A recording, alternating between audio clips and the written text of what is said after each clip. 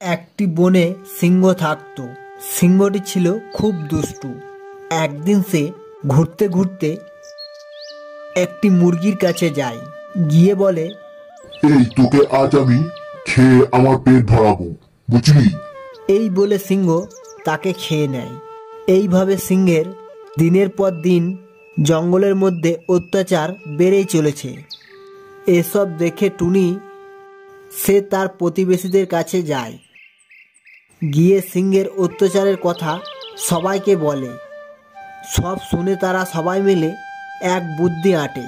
আর টুনি বলে, এই পিঁপড়ে, তুই চুপচাপ গিয়ে সিংহের কানের মধ্যে ঢুকে যাবি, বুঝলি?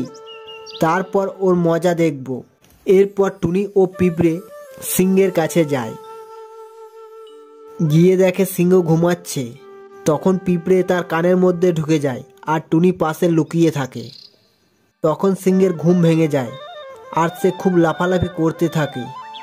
টুনি সেটা দেখে সিংহের কাছে এসে বলে, দেখ কেমন মজা লাগছে, আর জঙ্গলে কাউকে জ্বালাতন করবি?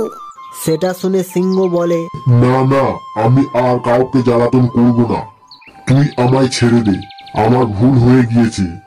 তখন টুনি পিঁপড়েকে তার কানের ভেতর থেকে বেরিয়ে আসতে বলে। সেটা শুনে পিঁপড়ে সিংহের কানের ভেতর থেকে বেরিয়ে আসে।